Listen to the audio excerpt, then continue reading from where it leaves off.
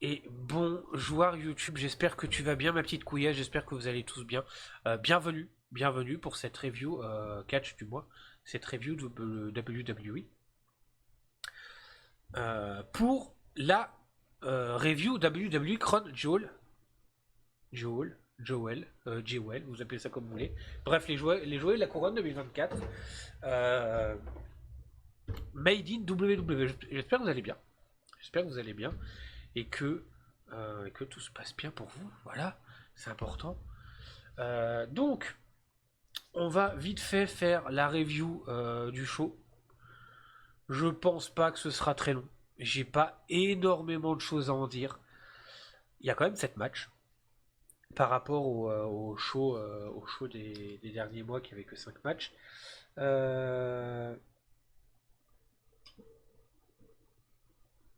Mais je vais pas vous le cacher. Par rapport à Bad Blood, voilà. En même temps, on s'en doutait tous. Hein. Comme dirait Dewey dans Malcolm, je m'attendais à rien, mais je suis quand même déçu. On s'attendait pas à grand chose. Enfin, moi personnellement, pour ma part, je m'attendais pas à grand chose. C'est un show. De manière, il y a que Rigo qui fait du bon boulot. C'est Rigo qui aura organisé le show. Le show, il aurait été bien. Là, c'est organisé en Arabie Saoudite. Forcément, déjà, ça paraît avec un handicap. Mais c'est de la merde. Et bonjour, mon paro. J'espère que tu vas bien. J'espère que tout se porte bien pour toi. Et n'oublie pas qu'on t'aime. Voilà. Donc, voilà. Crown Jewel. Voilà. J'arrive pas à le prononcer. Un Crown Jewel. Bref, les joyeux de la couronne. Show qui a eu lieu le week-end dernier en Arabie Saoudite. Je suis pas extrêmement fan de ce pays, l'Arabie Saoudite, hein, je suis désolé. J'ai du mal avec les pays où les droits de l'homme et surtout les droits des femmes, c'est pas ça. Voilà, moi j'aime bien l'égalité. Donc, j'ai du mal. Mais bon, après tout, on s'en bat les couilles de mon avis. Je suis vivant, c'est déjà ça. Toujours vivant, rassurez-vous. Après, ouais, j'espère que ça va aller mieux assez vite, hein, et tu sais très bien que, au cas où tu sais où me trouver. Donc, on a un début de show. Déjà qu'on commence dans le kitsch avec une espèce de. T'as l'arrivée, une espèce de cortège à la con pour faire l'arrivée de la ceinture Crown Jewel, qui est en mode pièce de musée. T'as des gardes, des machins. Enfin, c'est très kitsch. J'ai trouvé ça très pourri. Euh, Arrêtez de faire croire que ce truc-là a de la valeur. On s'en bat tous les couilles. Enfin, moi personnellement, je m'en bats les couilles. Non, c'est nul à chier, tu vois. Euh, Chacun voit midi à sa porte. Moi, j'ai trouvé ça nul à chier, NULACHIER. Voilà. Bon, on va enchaîner directement. Premier match de la soirée. La team Bloodline 1.0 versus la team New Bloodline 1. Donc Solo Sikoa, Tamatonga et Jacob Fatu contre Roman Reigns, Jimmy et Jay Uso. Pendant l'entrée de Roman Reigns et de Jimmy, c'est joli ce que j'ai marqué, je me suis dit putain le public saoudien, comme d'habitude, il fait dodo. Voilà, c'est ce que j'ai marqué. Comme d'hab, le public saoudien, il fait dodo. Mais après, il s'est réveillé, un petit peu. Enfin, Jay a quand même mangé une belle pop. D'ailleurs, Jay a mangé à mes yeux une bien meilleure pop que Roman Reigns. Je me suis dit bon, après tout, pourquoi pas. Euh, Voilà, je me suis dit ça commence bien, et pionce. Bon, en même temps, je m'y attendais, hein, voilà. C'est pas un public de ouf, c'est pas Lyon, hein. Le match commence tranquillement, machin, ça fait des tags, machin. Et il y a Jay qui est sur le ring. Alors, début de show, début du match, t'as Jay et Roman qui parlementent un petit peu pour savoir c'est qui va commencer. Jay, il a qu'un de cause et il commence le match. Ça se fout sur la gueule. Et à un moment donné, t'as Roman qui fait Ah, vas-y ma couillasse, donne-moi le tag. J'y vais, vas-y, donne, vas-y. Et t'as Jay qui regarde Roman et qui tape sur la main de Jimmy, il a l'air de dire ouais, je ferme ta gueule, t'as pas d'ordre à me donner. Ferme bien ta gueule. Voilà. Et j'ai trouvé ça cool.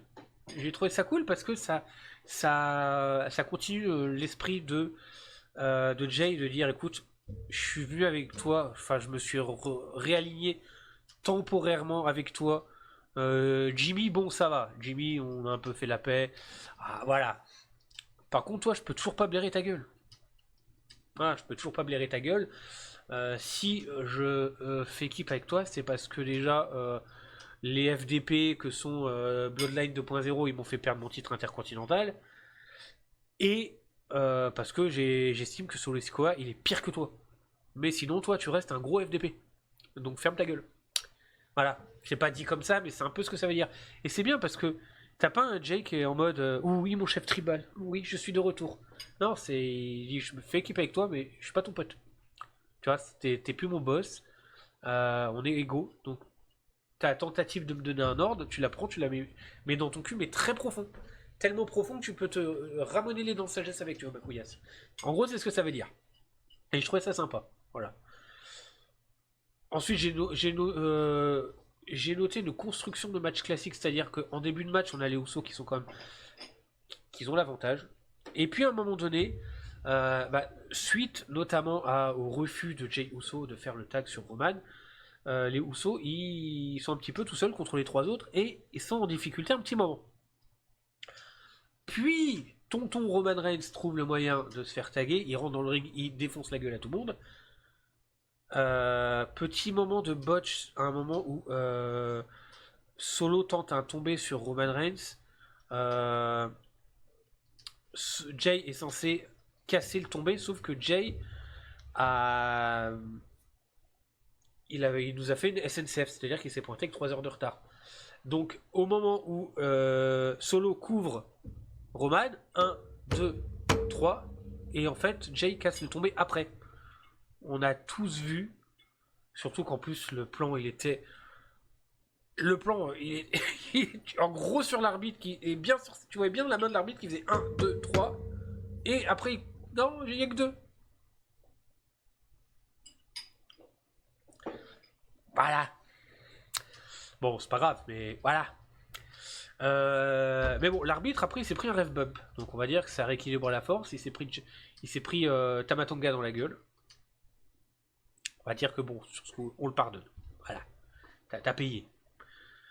Jacob Fatou qui en profite pour rentrer et qui fout le bordel. J'ai noté entre parenthèses un vrai monstre. C'est comme ça qu'il est construit et c'est merveilleux. Ce qui permet à Solo Sikoa de revenir avec un Samoan Spike et de gagner le match clean. Ça, c'est important de le noter. Il a gagné le match de manière clean. Il y a eu ref bump, mais il n'y a pas de disqualification, il n'y a pas d'intervention décisive qui fait que le match est bité parce que bon ben Jacob Fatou il est rentré, il a foutu le bordel, mais Jacob Fatou fait partie du match. C'est un match par équipe, donc c'est cool.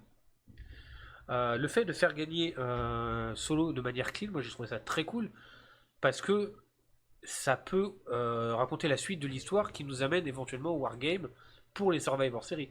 Si Roman Reigns et sa team gagnaient le match, c'est fini. C'est bon, on a compris. Déjà, il a gagné le mois dernier quand il a fait équipe avec Cody. Là, s'il regagne, Solo, je t'aime bien, mais juste ferme ta gueule. T'as plus rien à dire. Voilà. Le fait que Solo gagne le match de manière clean, en plus en pinant Roman Reigns, titre, ça fait gagner Vla la crédibilité en tant que chef tribal à Solo Sikoa, et ça c'est bien. Ça c'est bien, parce que s'ils ils veulent nous amener une wargame, il faut que ça ait de la gueule. Il faut que ça ait de la gueule. Si ils nous amènent une wargame, mais bon, ça fait déjà 30 fois que Solo y perd, c'est de la merde. Voilà, donc au moins c'est une bonne chose. Voilà. Après le match, Bloodline 2.0 qu'ils attaquent Roman et Jimmy, puis qu'ils attaquent Jay. Hein. Et au moment où Jay commence à se faire matraquer la gueule, Sami Zayn, le bonhomme qu'on attendait depuis un moment, il arrive. Il rentre dans le ring. Une espèce de pseudo-suspense à la con du style je vais choisir quel camp, je vais choisir quel camp. Bon, allez, Solo, viens me faire un câlin, ma couillasse. Et puis au moment où il s'empoigne pour faire un hug, bim, que je te mets une souplesse dans ta gueule. Là, Sami commence à se faire attaquer, mais les Usos reviennent. T'as rééquilibrage au niveau du nombre. La Bloodline 2.0, Roman Reigns aussi revient. Hein. La Bloodline 2.0 se fait dégager, sauf Solo, qui se retrouve à 4 contre 1 dans le ring. Et t'as Roman Reigns et Sami qui se préparent à porter un spear pour Roman et un Helluva Kick pour Sami. On le sentait venir à 10 km, un solo sortir au dernier moment, ce qui fait que Roman Reigns se prend le Helluva Kick dans la gueule. Gros couac de cohésion dans la Bloodline 1.0. Jay il est un peu plus compréhensif, il est en mode bon. Jimmy il est en mode ouais, Sami c'est un connard, t'as fait exprès, machin. Sami il en a marre, il se casse. Il dit vous me faites chier, je me casse. Mais c'est bien de montrer cet esprit-là, c'est bien de montrer que bah, c'est pas la fête du slip. Il y a que Jimmy et Roman qui sont alignés parce que Jimmy est le seul qui reconnaît encore Roman Reigns comme chef tribal. Jay, il est là parce que Jimmy, ça reste son frère jumeau, même si leur réconciliation a pour moi été amenée de manière trop rapide. Il aurait fallu au moins une semaine ou deux pour encore travailler tout ça.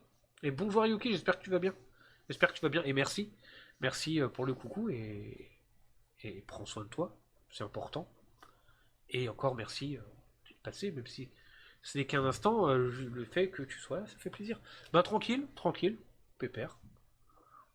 On est en train de parler catch, alors j'imagine que ça intéresse pas grand monde, parce que le catch est quelque chose en général, soit tu détestes, soit t'aimes bien. Et je fais un live une fois par mois pour parler du show catch qui a eu le week-end précédent. Mais ça va, ça va. J'espère que toi, tu vas bien. Ah bah oui, t'as répondu super. Il y a encore un esprit de défiance, tu vois. Jay, il s'est réconcilié avec Jimmy vite fait. Par contre, Jay ne peut toujours pas piffrer Roman. Et, euh, et Sami, c'est pareil. Sami, pour lui, Jay, c'est son frangin. Mais les deux autres, il peut pas blairer leur gueule. Voilà. Donc, ça a amené à quelque chose au niveau de l'histoire de construction. À savoir comment ils vont se rabibocher, savoir comment ça va être raconté. Ça peut être cool. Ça peut être cool, ouais. Match suivant.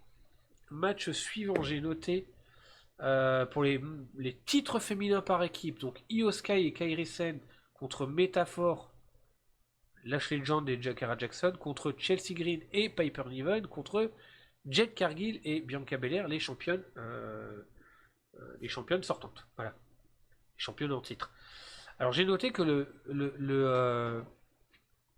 j'ai noté que le match était fluide. Mais fluide mais brouillon. Pourquoi? Pourquoi? Et bonjour Alexia VTuber, bonjour, j'espère que tu vas bien. Bienvenue. Alors n'hésite pas si tu es là à prendre une petite seconde pour te présenter déjà, nous dire qu'est-ce qui t'amène ici. Et j'espère que tu vas bien. Et puis t'installer, puis faire comme chez toi, parce que moi j'ai qu'une règle ici, c'est vous installez, vous faites comme chez vous. On est en famille, on discute, on blablate, des fois on fait le con, mais on se prend pas la tête. Et moi, je n'ai qu'un seul but, à part la parler de catch, c'est que tu viens sur ce live tranquillement, quand tu repars, il faut que tu ailles un petit peu mieux que quand t'es arrivé.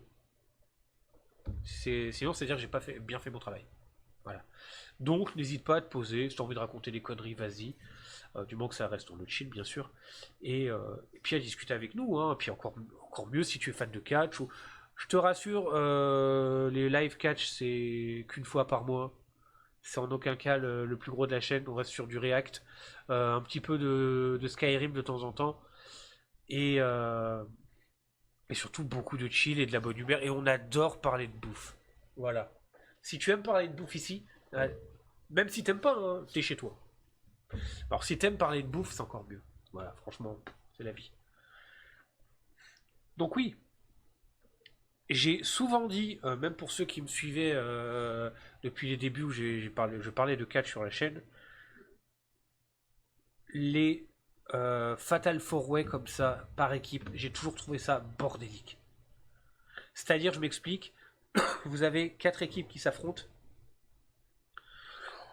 Les 4 équipes sont dans un coin différent. Et c'est pas un tornado. Il n'y a pas tout le monde qui est dans le ring. Ça se bouillave pas la gueule tous en même temps. Le truc, c'est qu'il y a deux adversaires qui sont dans le ring. Elles doivent faire des changements.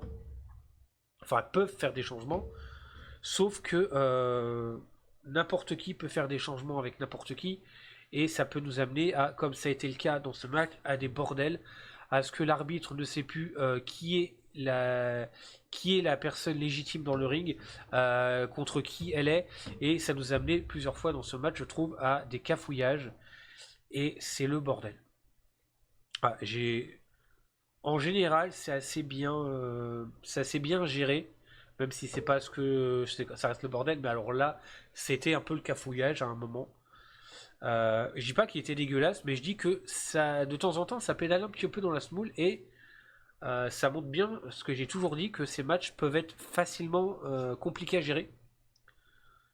Et mais à part ça, le rythme était assez fluide. Je m'attendais vraiment pas à grand chose de ce match. Voilà, je m'attendais vraiment pas à grand chose de ce match.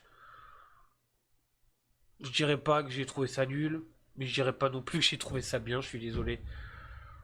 Ça s'est regardé. Voilà, il y a eu des petits trucs un peu sympathiques de temps en temps. Voilà. Euh, match. Alors, fin de match avec Piper Niven qui splash sans le vouloir Chelsea Green. Et Bianca, donc Chelsea qui a pris quand même pas mal de gueule dans la gueule pendant ce match. Bianca Belair et Jade Cargill qui en profitent pour leur porter leur finish sur Piper Niven et gagner le match. Les championnes conservent leur ceinture. Pas de grosse surprise. Moi personnellement, voilà, je suis pas réellement trop la division tag team féminine. Mais à la limite, on aurait pu avoir une victoire d'Io Sky et Kairi Sane qui aurait pu être sympa. Ou de métaphore. Pourquoi pas.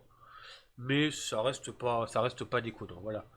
Match suivant, le match des bourrins entre Seth Rollins et Bronson Reed. On savait ce que ça allait donner. Hein. Seth Rollins qui avait été envoyé blessé il y a quelques semaines par Seth Rollins blessé il y a quelques semaines par Bronson Reed qui revient pour se foutre sur la gueule avec. On se doutait que ça allait être bourrin, on se doutait que ça allait être barbare, ça l'a été. Seth qui fait son entrée, Bronson Reed qui arrive, mais Seth Rollins qui lui bondit sur la gueule à ce moment-là, pendant son entrée, qui commence à se mettre sur la gueule. Ça a commencé à se foutre sur la gueule à l'extérieur du ring avant le début officiel. Ça a joué sur le côté Bronson Reed qui tape sur la blessure de Seth Rollins. J'ai noté un match brutal et assez lent, mais c'est une grosse bagarre de bourrin. J'ai trouvé ça pas trop mal. Euh, c'est ce qu'on attendait. On attendait une bagarre de bourrin. On n'attendait pas quelque chose de forcément extrêmement technique. Mais moi, j'en ai eu pour mon argent à ce niveau-là. Euh, pareil, je m'attendais pas à un truc de fou. Mais voilà, le côté bourrin et brutal, j'ai trouvé ça sympa. Donc on a une fin de match avec Bronson Reed qui s'auto-assomme avec les marches du ring. Qui Rollins en profite pour lui faire un stomp sur les marches. Puis en porte un deuxième. Et ensuite monte sur les cordes et porte un super stomp. En gros, gagne le match avec 3 stomps.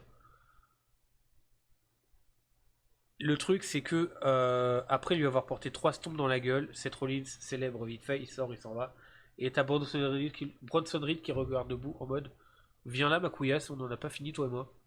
Et là, tu te dis putain, il s'est pris 3 stomps dans la gueule. Il est encore debout en mode je m'en bats les couilles, j'ai envie de faire la bagarre. Là, tu fais ouais, donc déjà, c'est pas fini. Et ça, même si Bronson Reed aurait pu gagner, que ça aurait pas été déconnant, bah c'est pas mal. C'est pas mal parce que Bronson Reed, il passe pas pour une grosse merde. Il passe pas pour une grosse merde. Il s'est pris 3 stomps dans la gueule. Il se relève. Il a encore vachement de la stamina. Tu te dis, ouais, Bronson Reed, beau gosse. Voilà, beau gosse. Il a perdu, c'est dommage, mais beau gosse quand même. Donc je pense qu'il va y avoir une suite. Je pense que la rivalité n'est pas finie. Et c'est cool. C'est cool si ça peut nous occuper un petit peu cette Rollins en attendant la saison de Mania. C'est cool. C'est cool, voilà. Par contre, allez pas nous le blesser. Hein. On veut notre match contre CM Punk éventuellement à WrestleMania 41. Allez pas nous blesser, mes couillasses. C'est tout ce que je vous demande. Voilà. Match pour le titre. Enfin, titre. Le titre. La bouse de Champion Crown Jewel 2024, Nia Jax contre Liv Morgan. Écoutez, c'était de la merde. Non, je rigole. Voilà. La mise en scène, de mon point de vue, l'espèce de mise en scène pour introduire la ceinture. Voilà. Je vais vous marquer ce que j'ai écrit. J'ai marqué la mise en scène pour introduire le titre Crown Jewel. Pas ouf, alors que de mon point de vue, on s'en bat les couilles de la ceinture de Lidl. Voilà. La ceinture en diamant de Lidl de mes couilles, moi je m'en bats les steaks. Donc faire une présentation laser avec des espèces de chameaux qui se baladent avec une ceinture sur le dos, ça pue du cul. De mon point de vue. Hein. Voilà. C'est, j'en ai rien à secouer de savoir qu'il y a des hologrammes de laser ou je ne sais quoi qui se baladent avec une ceinture lumineuse sur. Je m'en bats les steaks. Voilà. Je fais un truc tape à l'œil avec du fric et tout ça. Moi, je m'en bats les couilles. Hein. Moi, je veux voir du bon catch. Je veux pas voir ce genre de truc à la con, tu vois. Je suis un peu salé, mais enfin voilà quoi. Je m'en bats les steaks. Voilà. Alors, match commence. Petite domination de Nia Jax. Liv Morgan arrive à revenir à un moment donné. Bref, ça se fout sur la gueule. Assez rapidement, Tiffany Stratton arrive pendant le match pour faire mine d'encaisser sa manette.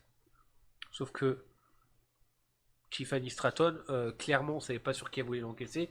Mais de la façon dont elle était positionnée, ça faisait plus penser à un encaissement sur Liv Morgan, de mon point de vue.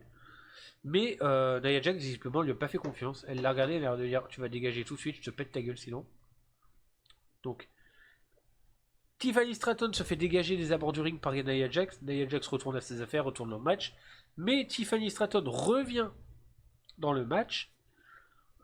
Ce qui nous amène à une intervention de Raquel Rodriguez et de Dominic Mysterio. Et ça devient, à partir de ce moment-là, ça devient le gros bordel. Forcément, avec les diverses présences, c'est le bordel. Et on a une fin de match avec un Dominic Mysterio qui distrait l'arbitre en balançant la mallette sur le ring. Raquel Rodriguez porte un énorme big boot dans la gueule de Nia Jax, qui était dans les cordes, et en train de préparer son annihilator, et Liv Morgan en profite pour porter son Oblivion et gagner le match. J'ai noté match pas ouf, honnêtement. Voilà, il y a eu le bordel. J'ai dit bon, voilà. Continue à toujours nous teaser la rupture entre Liv Morgan, entre Nia Jax et Tiffany Stratton. Ça continue à raconter ça. Bon, au bout d'un moment, il va falloir quand même qu'ils franchissent le pas. Pas déconnant de faire gagner Liv Morgan. Hein, forcément, il y avait toute l'intervention de ces membres du Judgment Day, que sont Raquel et Dominique. C'est pas déconnant. Forcément, c'est pas déconnant. Peut-être qu'une victoire de Nia Jax aurait pu être bien pour rester dans le prestige Queen of the Ring. Mais voilà. Match suivant, messieurs, dames, le match de Kevin Owens contre Randy Orton. Match assez long mais classique. Du catch technique. Du catch un peu lent. Pas mal de moments. Non, je déconne, le match n'a tout simplement jamais eu lieu. Parce que Owens attaque Randy Orton avec une chaise avant même que la cloche ne sonne. Et ça part en bagarre. Hein. Ça se fout sur la gueule à l'extérieur du ring, ça se fout sur la gueule. Enfin. Pardon. Je vais trop vite. Ça fout sur la gueule des officiels déjà. Hein, l'arbitre qui se prend un stunner. Les officiels qui se prennent des coups dans la gueule. Adam Pearce et Nick Aldis qui veulent intervenir, mais Adam Pearce se prend un gros RKO dans la gueule. Pourquoi pas un début de craquage de Orton et Future Return, on sait pas. Mais c'est bien. C'est bien. Et ça va gaiement se foutre sur la gueule dans le public. jusqu'à une descente du coude de Kevin Owens sur Orton depuis, depuis un escalier du public. Enfin, je sais pas qu'on peut appeler ça une balustrade. Bref, Orton est allongé sur une table, Kevin Owens en hauteur, une méga descente du coude, et à travers une table bien sûr, et il coupe. Le moment est coupé. En mode, bon bah on passe à autre chose parce que c'était absolument pas prévu et on peut pas laisser ça se diffuser. J'ai trouvé ça cool. J'ai trouvé ça cool parce que ça va dans la continuité de ce qu'il a raconté avec Kevin Owens. Kevin Owens, il donne l'impression d'être censuré. On veut pas le voir. Il est obligé de faire des vidéos YouTube avec son téléphone pour raconter un petit peu son ressenti, pour dire voilà, pour raconter ce qu'il a raconté.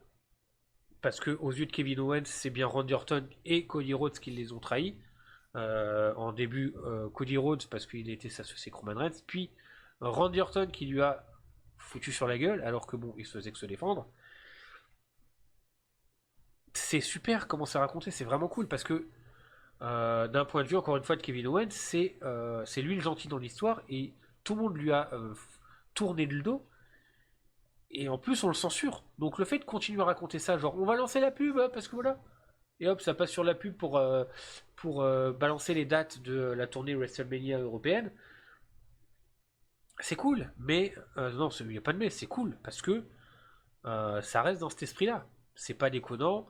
Le match n'a jamais eu lieu, c'est dommage, mais vous inquiétez pas, le match aura bien lieu un jour, j'imagine, avec une stipulation en plus. Voilà, donc c'est que partie remise, et de toute façon c'est con, hein, mais pour un PLE, pardon, PPV, on s'en fout, qui a duré 3h10, forcément si vous avez 7 matchs, il y a des segments qui seront plus courts que d'autres. Autant faire ce segment-là plus court que les autres, tout en restant hyper cohérent et hyper constructif par rapport de ce qui est raconté avec Owens. C'est bon, c'est bien. Voilà. C'est pas... Je comprends que ça a pu en décevoir pas mal, mais c'est intelligemment raconté. Voilà. Carmelo Hayes contre Andrade contre LA Knight pour le titre des États-Unis United States Championship. Match triple menace, donc le rythme a été bien rapide et est parti dans tous les sens. Et moi, c'est ce que j'aime avec les matchs triple menace, c'est que ça part, c'est qu'il n'y a pas de moment creux. Ça part toujours dans tous les sens et ça, c'est cool. Ça, c'est cool. Le match était assez rapide. J'ai pas grand chose à dire, hein. Chacun a eu un petit peu leur moment pour briller, si je puis me permettre. Et en fin de match, on a LA Knight qui porte un double BFT surprise à Carmelo Hayes et Tonton Andrade et qui gagne le match. J'ai marqué une bonne alchimie entre les trois. Peut-être le double BFT de la fin, peut-être un peu bizarrement porté, mais c'est pas déconnant non plus. C'était bien. C'était pas non plus oufissime, mais ça va. Ça va, Imhotep. Je me suis pas emmerdé, j'ai dit c'est cool. Triple menace, ça part dans tous les sens. Le rythme, bien soutenu. Inch'Allah. Voilà. Et on passe au main event. Vous avez dit que ça irait vite, hein. J'ai pas énormément de choses à raconter, je suis désolé, mais voilà quoi.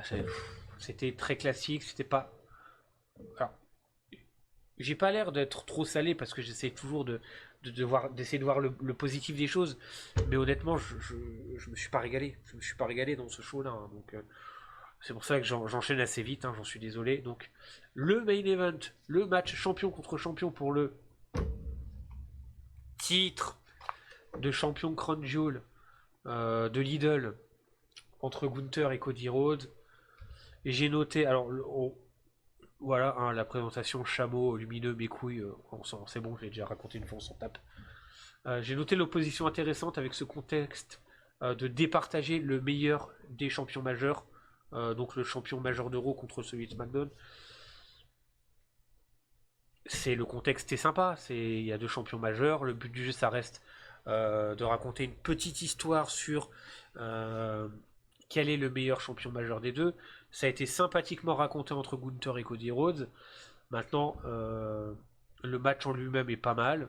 J'ai noté quelques moments de faux rythme, mais qui n'empêchent pas le match d'être bon. Et j'aime beaucoup Gunther. J'aime beaucoup Gunther parce que j'aime beaucoup sa façon de gérer les matchs.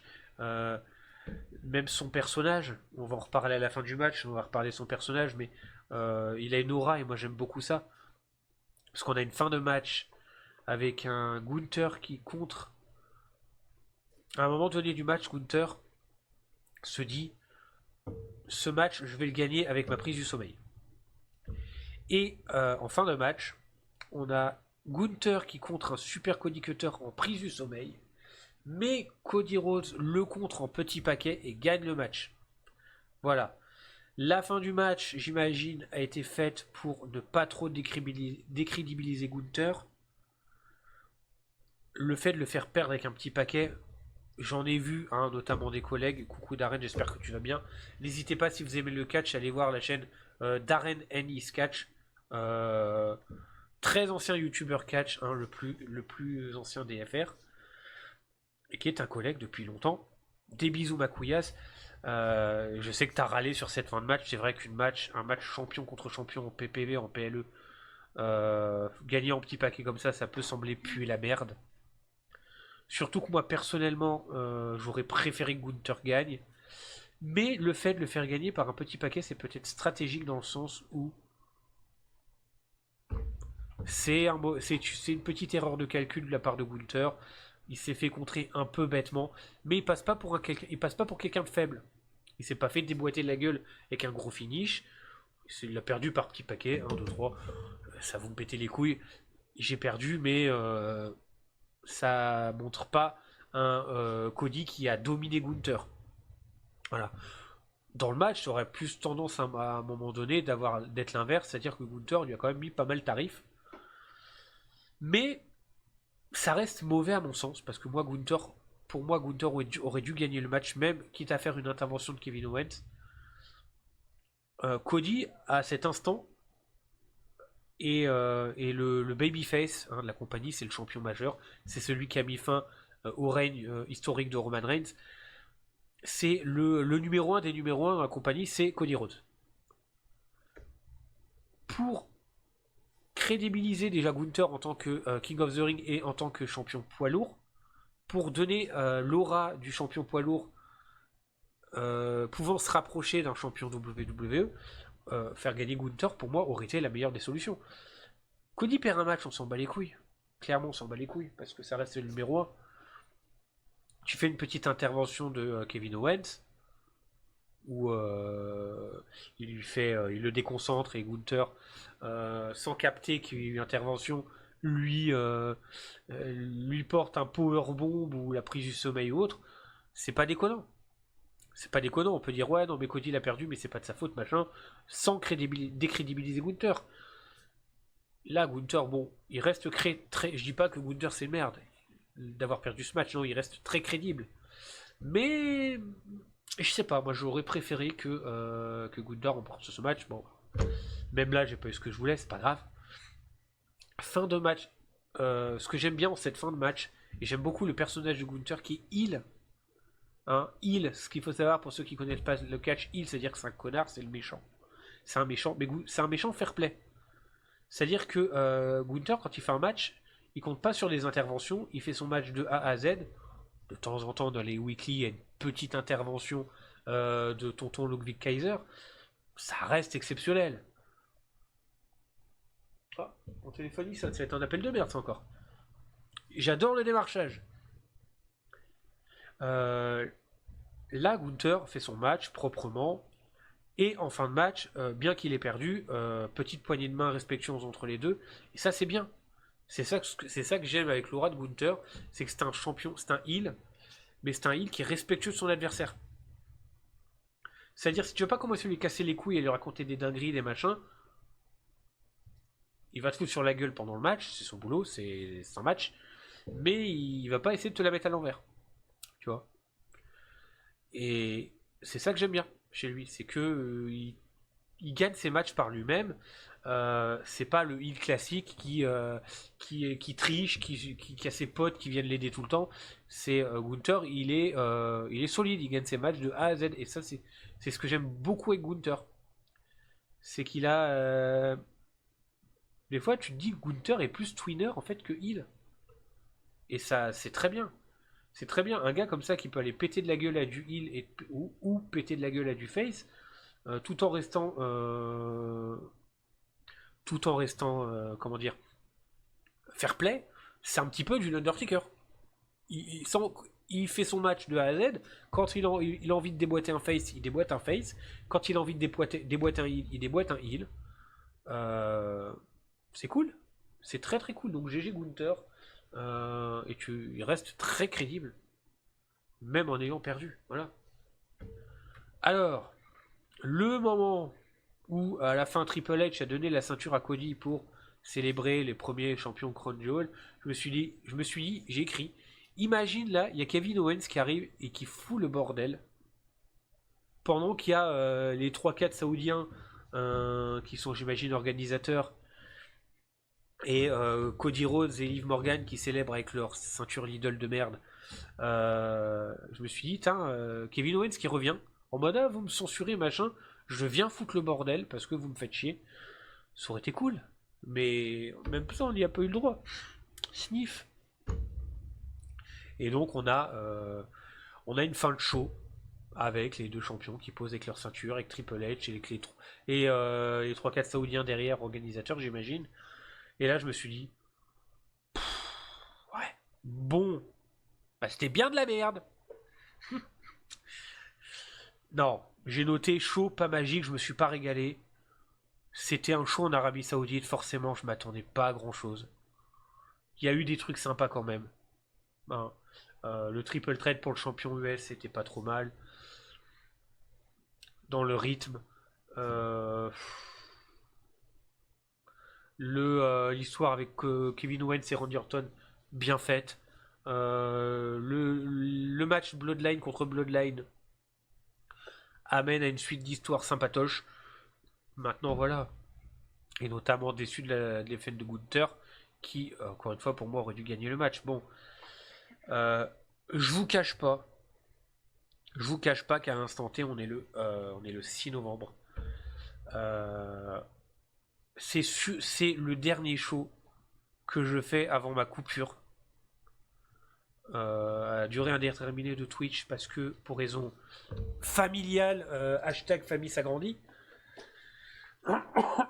je me suis dit, putain, le dernier show dont je fais la review avec vous, c'est ce show-là. Enfin, avant un moment, je dis pas que j'en ferai plus jamais, mais ça, voilà. Je sais pas quand, je sais pas comment, je verrai. Ça se trouve, le mois prochain, Survivor Series, vous me revoyez popper parce que j'aurai une petite heure devant moi. Je sais pas, mais je me suis dit, putain, ça se trouve, c'est la dernière fois que je peux commenter, faire une review de show avant un moment. Et il faut que ce soit ce show de merde. Ça me pète les couilles. Je suis dans un mois, il y a les Survivor Series. Ou alors je dis à la petite, tu veux pas l'être avec un mois de retard? Je suis pas sûr qu'elle veuille. Voilà. Donc, le dernier show que je me tape, c'est ce show de merde. Putain. Merde. Vous faites chier. Vous pouviez pas l'inverser? On a les Survivor Series là, et puis vous mettez ce show de brun là. Non, c'est pas grave. Non, c'était pas ouf. Je me suis pas régalé. La dernière fois que j'ai eu un show comme ça où je me suis pas vraiment régalé, bah c'était aussi un show en Arabie Saoudite, comme quoi. Hein. Bon bah ça a eu lieu. Voilà. Pas ouf. Pas ouf. Mais c'est comme ça. C'est comme ça. Faut voir le bon côté des choses. Hein. C'est pas grave. C'est pas grave. En tout cas, je sais pas ce que vous avez pensé du show. N'hésitez pas à me le dire en commentaire. Mais ouais, voilà quoi. Bon. Faut voir le bon côté des choses. Je suis en train de le chercher. Non, je plaisante bien sûr. Il y a 2-3 bonnes choses à prendre dans ce show que j'ai cité, voilà. Donc, je vous dirai bien à la suite le mois prochain je vous donne rendez-vous le mois prochain pour la suite pour la review des Survivor Series, mais ce sera sûrement pas le cas. J'essaierai de... Bah en fait on verra. Clairement on verra, je suis désolé, je peux pas vous le dire. Si vraiment vous suivez les reviews avec assiduité, j'ai envie de dire, suivez-moi sur les réseaux. Hein, que ce soit mon comment ça s'appelle, mon Discord ou X ou Instagram. Je laisserai sûrement des news, voire Facebook. Mais voilà, je sais pas, on verra. En attendant, messieurs, dames de YouTube, je vous fais des bisous. Et puis, bah, prenez soin de vous. C'est super important, voilà. Et puis, je vous dis à la prochaine pour une prochaine review de catch. Quand, je sais pas, mais à la prochaine. Bah ouais. Et encore une fois, prenez soin de vous. C'est important. Des bisous.